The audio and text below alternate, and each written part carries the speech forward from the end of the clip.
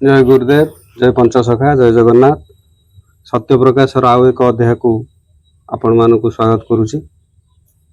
आमे मालिका सिद्ध उत्कल अनंत प्रकाश 2014 पुस्तकर इतिमध्य चतुर्थ एपिसोड कर सारी।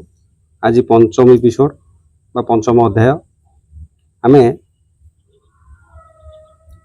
मालिका सिद्ध उत्कल अनंत प्रकाशर लेखक श्रीयुक्त प्रदीप कुमार पाणी को भेटी जेहेतु ये पुस्तक संबंध में से सविशेष तथ्य दे पारे से नहीं आम जो एपिसोड गुड़ा करुचु बा जो अध्याय गुड़िक करुचु से गुड़िक लोक मान बुझापी बोधगम्य हम, सरस सुंदर हम एवं मालिकार जो तथ्य अच्छी जोटा लुक्कायित तथ्य माने जोटा जोटा कहते सार मर्म तांको व्यतीत आउ केही कहि परिबे नाही। तांको विषय रे जेते प्रमाण देले जेते प्रशंसा कले मध्य कम हबो। आमे गत अध्याय रे परिचय आवश्यकता नाही। गत अध्याय रे मु सब कथा आपन मानु कहि सारछि। ए जो मालिका सिद्ध उत्कलन प्रकाशर लेखक हिसाब रे आमे जेते कथा आलोचना करूथिले मुख्यतः ए पर्यंत मालिका र तथ्य उपर आमे आसी नांती। आमे केवल केमती सृष्टि केमती हैला तो जगन्नाथଙ୍କ सहित पंचसखा मानकर केमती संबंध हैला, केमती सेमान सहित लीला करले करिया पई जाउछंती, केमती सेमानक विषय रे सामान्य तथ्य देइछु। आज मु अनुरोध करिवि प्रणाम। आज मु आपन को कहिवि आपण चतुर्थ अध्याय पर आम आलोचना करथिले। पंचम अध्याय रे जो जगन्नाथ जे 16 कला तहु कलाए नंदबाला कला को 16 कला करी गोपे बिहरे नरहरि। एउठु हमें आरंभ करिबा से विषय आपण। जय जगन्नाथ, जय गुरुदेव। उत्कल अनंत प्रकाश 2014 ये ग्रंथ लेखा जीवार उद्देश्य होउची स्वयं अनंत पुरुष श्री श्री श्री हरिहर दास तांका उद्देश्य रे तांकर अनेक अनेक प्रमाण 150 प्रमाण जन्म कर्म प्रमाण इत्यादि को ये बही आम सन्निवेशित करूँ चतुर्थ पंचम अध्याय रे।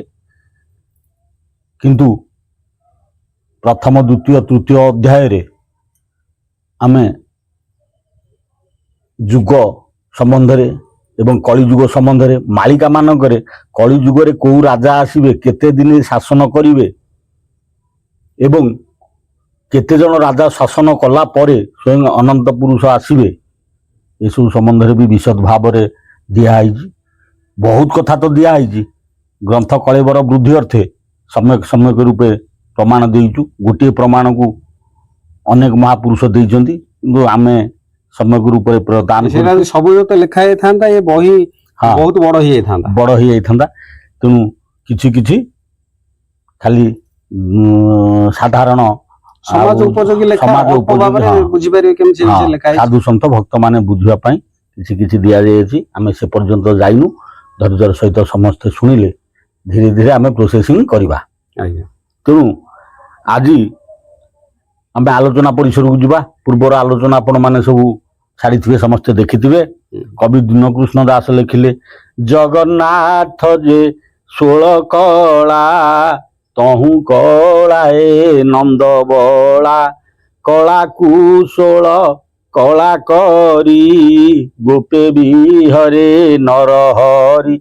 जगन्नाथ 16 कला तांक भितर गोटाए कला आनी नंद बला, से कलाटा को 16 कला करी से आज जगत विख्यात। तांको समस्ते प्रभु बोली मानुचंती। घरे घरे पूरे पूरे आज कृष्ण को पूजा करुचंती। तेणु नीलांचलनाथ जगन्नाथ 16 कला विशिष्ट पूर्ण परम ब्रह्म अटंती। अवतारी माने सेथुरु आविर्भूत होई पुणी तांकरी ठारे विलीन होई थांती। द्वापर युगरे भगवान कृष्ण जगन्नाथ ठारू एक कला विशिष्ट शक्ति आनी याको पूर्ण परिप्रकाश करथिले। एथिरु स्पष्ट प्रतीत हुए प्रति युगरे भगवान तांकर भक्त मानकु नेई युगर परिवर्तन आनिबा पाई मनुष्य शरीर रे जन्म ग्रहण करि थांती। तेणु मनुष्य शरीर रे परम ब्रह्म वास करी ସବୁ ସତ୍ୟର କାର୍ଯ୍ୟ ପ୍ରତି ଯୁଗରେ ହିଁ କରୁଛନ୍ତି, ସତ୍ୟ ସ୍ଥାପନା କରୁଛନ୍ତି। ଏହା ସତ୍ୟ ଅଟେ। ଏହାର କାରଣ ଯେତେବେଳେ ଧର୍ମର ହାନି ହୁଏ, ଅଧର୍ମ ତାର କାୟା ବିସ୍ତାର କରେ, ପ୍ରଭୁଙ୍କର ସୁନ୍ଦର ସୃଷ୍ଟିର ଜୀବମାନେ ଦୁଃଖରେ କାଳତିପାତ କରନ୍ତି, ସେତେବେଳେ ପ୍ରଜାମାନଙ୍କୁ ଉଚିତ ମତେ ପ୍ରତିପାଳନ କରିବା ପାଇଁ, ସମାଜକୁ ସଠିକ ନ୍ୟାୟ ମାର୍ଗ ଦେବା ପାଇଁ, ଗୁରୁ ଓ ବ୍ରାହ୍ମଣ ଏବଂ ଭକ୍ତଜନମାନେ ଆନନ୍ଦରେ ନିବାସ କରିବା ପାଇଁ ପ୍ରଭୁଙ୍କର ଅବତାରର ଆବଶ୍ୟକତା ପଡ଼ିଯାଇଥାଏ। ସେଇଥିପାଇଁ ବେଦରେ ଅଛି, ଯାହାକି ଆର୍ଯ୍ୟ ଋଷିଙ୍କ ମତରେ ସ୍ୱସ୍ତି ପ୍ରଜାଭ୍ୟୋ ପରିପାଳୟନ୍ତୁ ନ୍ୟାୟେନ ମାର୍ଗେଣ ମମ ହିସା ଗୋ ବ୍ରାହ୍ମଣେଭ୍ୟଂ ଶୁଭମସ୍ତୁ ନିତ୍ୟଂ ନମଃ ଜନା ସମସ୍ତା ସୁଖିନୋ ଭବନ୍ତୁ। ଯେପରିକି କୌଣସି ପରିବାରର କର୍ତ୍ତା ବା ମୁରବୀ ନିଜ ପରିବାରର ସୁଖ ଓ ଶାନ୍ତି ପାଇଁ ସମସ୍ତ ପ୍ରକାରର ଚେଷ୍ଟା କରିଥାଏ ଓ ପରିବାରର ଆନନ୍ଦ ଆଣିବା ପାଇଁ ସମସ୍ତ ପ୍ରକାର ସାମାଜିକ କାର୍ଯ୍ୟ ଓ ନୀତି ନିୟମ ଅନୁଯାୟୀ ପ୍ରତ୍ୟେକ ଚେଷ୍ଟା ଜାରି ରଖିଥାଏ, ସେହିପରି ପ୍ରଭୁ ତାଙ୍କ ସଂସାରର ରକ୍ଷା ନିମିତ୍ତ ଓ ସଂସାରରେ ସୁଖ ଶାନ୍ତି ବଜାୟ ଅର୍ଥେ ସଦାସର୍ବଦା ଚିନ୍ତିତ ଓ ବ୍ୟସ୍ତ ଅଟନ୍ତି। ଏଥିପାଇଁ ଶ୍ରୀମଦ୍ ଭାଗବତ ଗୀତାରେ ମଧ୍ୟ କୁହାଯାଇଅଛି, ବ୍ୟାସଦେବ ଲେଖିଛନ୍ତି ଏବଂ କୃଷ୍ଣ ଅର୍ଜୁନଙ୍କୁ କହୁଛନ୍ତି, ଯଦା ଯଦା ହି ଧର୍ମସ୍ୟ ଗ୍ଲାନିର୍ଭବତି ଭାରତ ଅଭ୍ୟୁତ୍ଥାନମ୍ ଅଧର୍ମସ୍ୟ ତଦାତ୍ମାନଂ ସୃଜାମ୍ୟହଂ ପରିତ୍ରାଣାୟ ସାଧୂନାଂ ବିନାଶାୟ চ ଦୁଷ୍କୃତାଂ ଧର୍ମ ସଂସ୍ଥାପନାର୍ଥାୟ ସମ୍ଭବାମି ଯୁଗେ ଯୁଗେ। ତେଣୁ ଧର୍ମ ସଂସ୍ଥାପନ ଅର୍ଥରେ ପ୍ରଭୁ ପ୍ରତି ଯୁଗରେ ଆସିଛନ୍ତି। ସତ୍ୟରେ ଆସିଥିଲେ 4ଟି ଅବତାର ହେଇ, ତ୍ରେତୟାରେ ଆସିଲେ 3 ଅବତାର, ଦ୍ୱାପର ଯୁଗ 2 ଅବତାର, ଦ୍ୱିପାଦ ସତ ଦ୍ୱିପାଦ ମିଛ, କଳି ଯୁଗରେ ଏକ ପାଦ ଅବତାରରେ କଳି ଯୁଗରେ ଗୋଟିଏ ଅବତାର ଆସିବେ, ଯିଏକି ହଉଛନ୍ତି କଳ୍କି। କେତେକ କହନ୍ତି ବୁଦ୍ଧ ଅବତାର ହଉଛି ଆପଣଙ୍କର କଳି ଯୁଗର ଅବତାର, କିନ୍ତୁ ଶାସ୍ତ୍ର ପ୍ରମାଣିତ କରିଛି ଏବଂ ପ୍ରତି ପାଞ୍ଜିରେ ଆପଣ ଦେଖିବେ ମଧ୍ୟ 10 ଅବତାର ପ୍ରଭୁଙ୍କର ଦଉଛି। ବୁଦ୍ଧ ଅବତାରଟା ସେ ରଖିଛନ୍ତି ଦ୍ୱାପର ଯୁଗକୁ, ବା ଦ୍ୱାପର ଯୁଗର ଶେଷରେ ସ୍ୱୟଂ ଜଗନ୍ନାଥ ପ୍ରକଟିତ ହେଇଥିଲେ। ସ୍ୱୟଂ ଜଗତର ନାଥ ଜଗନ୍ନାଥଙ୍କୁ ବୁଦ୍ଧ ଅବତାର ବୋଲି କୁହାହଉଛି। କେତେକ ବୁଦ୍ଧ ଦେବଙ୍କୁ ମାନୁଛନ୍ତି, ଆଉ କେତେକ ପୁଣି ବର୍ତ୍ତମାନ ନାଟକ ଚାଲିଲାଣି ବହୁତ। କଣ ନାଟକ ଚାଲିଲାଣି? କଳ୍କି ଅବତାର କଥା ନାଇଁ ବୁଦ୍ଧ ଅବତାର କାହାକୁ? ସେ ଯୋଉ ବୁଦ୍ଧ ଅବତାର କହୁଛନ୍ତି ଯେ ଜଗନ୍ନାଥଙ୍କୁ ବୌଦ୍ଧ ଅବତାର ବୋଲି ଜଗନ୍ନାଥ ବୌଦ୍ଧ ଅବତାର ଆମେ ସ୍ୱୀକାର କରୁଛୁ, ବୁଦ୍ଧ ଦେବଙ୍କୁ ନୁହଁ। କାହିଁକି ନା ସେ ଗୋଟେ ଅଲଗା ଧର୍ମର ପ୍ରବର୍ତ୍ତକ। ସେ ସମସ୍ୟାଟା ଲାଗି ରହିଛି, ଯୋଉଥିପାଇଁ କି ଶ୍ରୀ ଜଗନ୍ନାଥ ମନ୍ଦିରରେ 10 ଅବତାର ମୂର୍ତ୍ତି ଲାଗି ପାରୁନାହିଁ। ଆଉ ଏଇ ଯୋଉ କଥା ଲେଖା ହେଇଛି, ଯଦା ଯଦା ହି ଧର୍ମସ୍ୟ ଗ୍ଲାନିର୍ଭବତି ଭାରତ, ପ୍ରତ୍ୟେକ ଯୁଗରେ ପ୍ରଭୁ ଆସିବାଟା ନିଶ୍ଚିତ, ଲୀଳା କରିବାଟା ନିଶ୍ଚିତ। ଲୋକମାନେ ଜାଣିବାଟା ତ ମଧ୍ୟ ନିଶ୍ଚିତ। ଜାଣିବେ, କାହା ଦ୍ୱାରା ଜାଣିବେ? ଯଦି ଗୁପ୍ତଟା ପ୍ରକାଶ ନ ହବ, ସେମିତି ବନ ଫୁଲ ବନରେ ମଉଳି ଗଲା ଭଳିଆ ମଉଳି ଯିବ। ପ୍ରଭୁ ବୋଲି କିଏ ଜାଣିବେ? କିଛି ମୂଲ୍ୟ ନାହିଁ, ମାନେ ନାହିଁ, ଅର୍ଥ ନାହିଁ, ନିରର୍ଥକ। ବୁଝ, ଯୁଗେ ଯୁଗେ ମାନେ କହୁଛନ୍ତି ପ୍ରଭୁ ଆସିବେ ଗୁପ୍ତରେ ଲୀଳା କରିବେ, କେହି ଜାଣିବେନି, କେହି ତ ଜାଣିବେନି। ପୁଣି ହବ ଲୀଳା କେମିତି? ପୁଣି ସାଙ୍ଗରେ କିଏ ରହିବ, କେମିତି ଜାଣିବ? ରାମ ଲୀଳା କଣ କେହି ଜାଣିନଥିଲେ ନା କୃଷ୍ଣ ଲୀଳା? ଗୋଟେ କାର୍ଯ୍ୟାଳୟ ଖୋଲା ହେଇଛି, ରଜା ରହିବ, ପ୍ରଜା ତ ଫେର ରହିଲେ କାର୍ଯ୍ୟ ଚାଲିବ ନା ନାଇଁ? ଗୋଟେ ଅଫିସ ଅଛି, ଅଫିସରେ ଅଫିସର ଅଛନ୍ତି, କିରାନୀ ଅଛନ୍ତି, ପିଅନ ଅଛନ୍ତି, ଝାଡୁଦାର ଅଛନ୍ତି, ନା କଣ ତାଙ୍କ ତଳ ଅଫିସର ଅଛନ୍ତି। ରାମଙ୍କ ଅବତାରରେ କଣ ରାମ ନିଜେ ପ୍ରଚାର କରିଥିଲେ? କୃଷ୍ଣଙ୍କ ଅବତାରରେ କୃଷ୍ଣ ନିଜେ ପ୍ରଚାର କରିଥିଲେ। ତାଙ୍କ ପାଇଁ କେହି ନା କେହି ପ୍ରଚାର କରିଥିଲେ, ତାପରେ ଜନାଦୃତ ହେଇଥିଲା, ତାପରେ ପରବର୍ତ୍ତୀ ଅବସ୍ଥାରେ ସମସ୍ତେ ଈଶ୍ୱର ବୋଲି ମାନି ନେଇଥିଲେ। ତେଣୁ ପ୍ରଚାର ପ୍ରସାର କରିବା ପାଇଁ ତ କେହି ଥିବେ। କିନ୍ତୁ କଳ୍କିଙ୍କ ସମ୍ବନ୍ଧରେ ମଧ୍ୟ ଲେଖା ହେଇଛି। ଆଜ୍ଞା, କଳ୍କିଙ୍କ ସମ୍ବନ୍ଧରେ ଲେଖା ହେଇଛି, ସେ ବି ନିଜର ପ୍ରଚାର ନିଜେ କରିପାରିବେ। କଣ ବୁଝୁଛୁ? ଯେମିତି କିଛି ଅଂଶରେ କୃଷ୍ଣ କରିଥିଲେ, କିଛି ଅଂଶରେ ବି କୃଷ୍ଣ କରିଥିଲେ। ତାଙ୍କର ଯୋଉ ପାୱାରଟା ଦେଖେଇଥିଲେ ଗୀତାରେ ଲେଖିଛନ୍ତି ତ ସ୍ପଷ୍ଟ ଭାବରେ। ଆଉ ତାଙ୍କ ପାୱାର ବି ଦେଖେଇଛନ୍ତି ସମସ୍ତଙ୍କୁ। ଧର ଗିରି ଗୋବର୍ଦ୍ଧନ ଟେକିଲେ, ମୁଁ ପ୍ରଭୁ ବୋଲି ପାୱାର ଦେଖେଇଲେ, ଲୋକ ବିଶ୍ୱାସ କରିବେ ନିଶ୍ଚିତ। ନାଇଁ, ତାମାନେ ନିଜେ ନିଜର ପ୍ରଚାର କଲେ। ନିଜ ଇଚ୍ଛାରେ ପ୍ରଭୁ ପ୍ରକାଶ ହୋଇନ ଜନ ନିସ୍ତାରଣ ସୁଖ କଳିଯୁଗ ଧନ୍ୟ। ଏ କଥା ଶିଶୁ ଅନନ୍ତ ଲେଖିଛନ୍ତି। ନିଜ ଇଚ୍ଛା ହେଲେ ପ୍ରଭୁ ପ୍ରକାଶ ମଧ୍ୟ ହେବେ। ଆହୁରି ମଧ୍ୟ ଲେଖିଛନ୍ତି ଭକ୍ତେ ଖୋଜି ନ ପାଇବେ ଭ୍ରମି ନାନା ଦେଶ ଖ୍ୟାତ ତୁ କରିବୁ ବାବୁ ରାମଚନ୍ଦ୍ର ଦାସ। ପୁଣି ପ୍ରକାଶ କରିବେନି ବୋଲି ଲେଖା କହୁଛନ୍ତି। କଣ କହିବେ? ନିଜ ମୁହଁରେ କହିବେନି, ହେବା ନିଜ ଇଚ୍ଛାରେ ପ୍ରଭୁ ପ୍ରକାଶ ହୋଇନ ତମେ କିଏ? ଭିନ୍ନ ଭିନ୍ନ ଜାଗାରେ ଭିନ୍ନ ଭିନ୍ନ ମତ ପୋଷଣ କରିଛନ୍ତି। ତେଣୁ ଗୀତାରେ ଯୋଉ ଶ୍ଲୋକ କୁହାଯାଇଅଛି, ଧର୍ମ ଧାରଣ ଅର୍ଥେ ପ୍ରଭୁ ନିଶ୍ଚିନ୍ତ ଆସି ପହଞ୍ଚିବେ। ଅର୍ଥାତ୍ ପୃଥିବୀ ମଧ୍ୟ ସନାତନ ଧର୍ମକୁ ଧାରଣ କରିଥିବା ଏହି ଅତି ପ୍ରାଚୀନ ଭାରତ ବର୍ଷେ ଯେତେବେଳେ ଧର୍ମର ଗ୍ଲାନି ବା ବିଶୃଙ୍ଖଳା ସୃଷ୍ଟି ହୁଏ, ଅଧର୍ମ ତାର କାୟା ବିସ୍ତାର କରି ଚାଲେ, ସାଧୁ ସନ୍ଥ ଓ ଧାର୍ମିକ ପ୍ରବୃତ୍ତ ଲୋକେ ଅଧର୍ମର ଜ୍ୱାଳାରେ ବିବ୍ରତ ହୋଇ ତ୍ରାହି ତ୍ରାହି ଡାକ ଦିଅନ୍ତି, ସେହି ସମୟରେ ସାଧୁ ଓ ଧାର୍ମିକ ମାନଙ୍କୁ ପରିତ୍ରାଣ ବା ରକ୍ଷା ନିମିତ୍ତ ଓ ସମସ୍ତ ଦୁଃଖ ଦୁଷ୍କୃତକୁ ଦୂରୀକରଣ ନିମିତ୍ତ ସ୍ୱୟଂ ନିରାକାର ଆକାର ଧାରଣ କରନ୍ତି। ଏହା ସତ୍ୟ ଅଟେ। ଅର୍ଥାତ୍ ଗୀତାରେ କୃଷ୍ଣ କହୁଛନ୍ତି ଯେ ସାଧୁ ସନ୍ଥଙ୍କୁ ନ୍ୟାୟ ଦେବା ପାଇଁ ଓ ଧର୍ମର ବୃଦ୍ଧି ଅର୍ଥେ ଆମ୍ଭେ ପୁନରପି ମନୁଷ୍ୟ ସମାଜରେ ମନୁଷ୍ୟ ରୂପରେ ରୂପବନ୍ତ ହେଉ।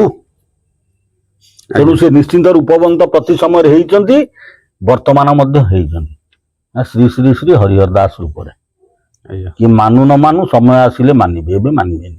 କୃଷ୍ଣଙ୍କୁ ମଧ୍ୟ ସମସ୍ତେ ମାନୁ ନଥିଲେ, ଚୋର ତସ୍କର କହୁଥିଲେ, ପର ଘର ଗଳା କହୁଥିଲେ, ପରବର୍ତ୍ତୀ ଅବସ୍ଥାରେ ସମସ୍ତେ ମାନି ନାହାନ୍ତି। ହଁ ଆଜ୍ଞା। ଅର୍ଥାତ୍ ବର୍ତ୍ତମାନ ବିଂଶ ଶତାବ୍ଦୀର ଶେଷ ଓ ଏକବିଂଶ ଶତାବ୍ଦୀର ଆରମ୍ଭ ପ୍ରାୟ, କିନ୍ତୁ ପାପ ଅସତ୍ୟର ଭାରା ଏ ପର୍ଯ୍ୟନ୍ତ କମି ନାହିଁ। ସାଧୁ ସନ୍ଥ ଓ ସରଳ ଭକ୍ତ ସମାଜ ଦୁଃଖରେ ସମୟ କାଟୁଅଛନ୍ତି। ଜଗତରେ ଦୁଃଖର ଭାରା ବଢି ଯାଇଛି। ସେଇଥିପାଇଁ ତ ସମସ୍ତ ଭକ୍ତ ସମାଜ ଓଡ଼ିଶାର ବଡ଼ ଠାକୁର ଶ୍ରୀ ଜଗନ୍ନାଥଙ୍କୁ କଳି କଳୁଷ ନାଶ ପାଇଁ ପ୍ରାର୍ଥନା କରିଛନ୍ତି। ସେଥିପାଇଁ ଛତିଆ ହାଡ଼ିଦାସ ତାଙ୍କ ମାଳିକାରେ ଲେଖିଛନ୍ତି କଣ? ଜୟ ଜଗନ୍ନାଥ ଜୟ ଜଗନ୍ନାଥ ପତିତ ପାବନ ଓଡ଼ିଶା ବଡ଼ ଠାକୁର, କଳ୍ପବଟବାସୀ ପ୍ରଭୁ ବ୍ରହ୍ମ ରାଶି କଳି କଳୁଷ ବିଚାର। ଜୟ ଜଗନ୍ନାଥ ଜୟ ଜଗନ୍ନାଥ। ଜଗତେ ପଡ଼ିବ ଦୁଃଖ ଲୋ ବଉଳ ବିରଜା ଦେଲେଣି ଡାକ, ବଉଳ ଲୋ ବିରଜା ଦେଲେଣି ଡାକ। 64 ଯୋଗିନୀ ସଙ୍ଗତରେ ଘେନି ସଂସାରେ ପଡ଼ିବ ଦୁଃଖ। ଜୟ ଜଗନ୍ନାଥ ଜୟ ଜଗନ୍ନାଥ। ଜଗତେ ପଡ଼ିବ ଦୁଃଖ ଲୋ ବଉଳ ବିରଜା ଦେଲେଣି ଡାକ, 64 ଯୋଗିନୀ ସଙ୍ଗତରେ ଘେନି ସଂସାରେ ପଡ଼ିବ ଦୁଃଖ। ଆକୁ କିଏ ସେ? ହାଡ଼ିଦାସ ତାଙ୍କ ମାଳିକାରେ ଲେଖିଛନ୍ତି। ତେଣୁ